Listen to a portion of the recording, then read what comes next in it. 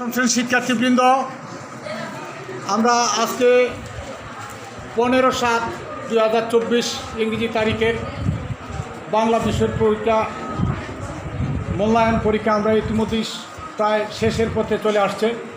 তো আমরা বিদ্যালয় উন্নয়ন বিষয়ক বৈঠক এর আয়োজন করা হয়েছে এবং অতিথিবৃন্দ সম্মানিত সহকারী প্রধান শিক্ষক স্যার আমাদের সামনে আমাদের বক্তব্য টেবিলে আছেন এবং প্রত্যাবর্তক স্যার আছেন আমাদের সার্বক্ষণিক আমাদের মূল্যায়ন করতেছেন এবং সহযোগিতা করতেছেন।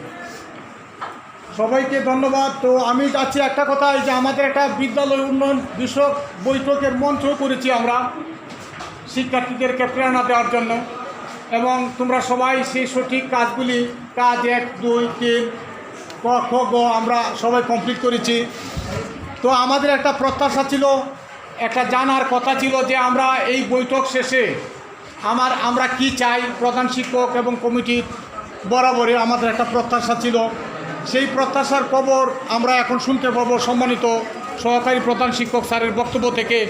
তোমরা সাইলেন্টলি স্যারের কথাগুলি শুনো, বাইরের দিকে না তাকিয়ে।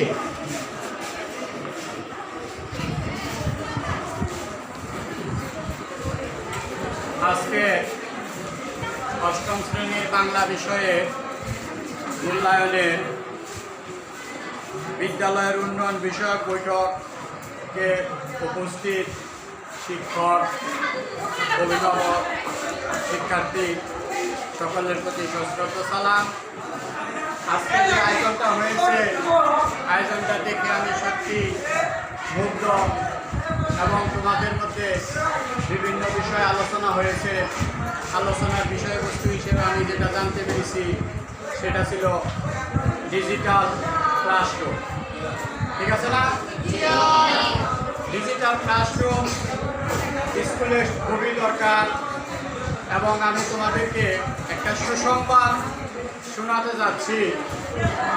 আশা করি 1 সপ্তাহের মধ্যেই আমাদের স্কুলে ডিজিটাল ক্লাসরুম স্থাপন হবে।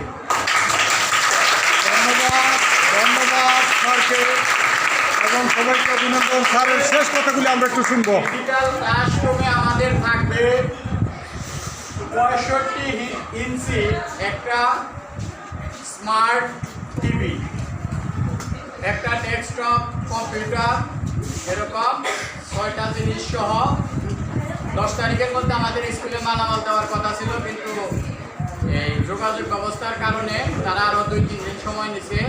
তো আগামী 1 সপ্তাহের মধ্যেই আমরা মাল্টিমিডিয়া ক্লাসরুম হয় এই রুমে না হয় ওই রুমে দেখতে পাবো। তোমরা খুশি নি? ধন্যবাদ সবাইকে অভিনন্দন। আমাদের সেই ধরনের আশা পূর্ণ হবে।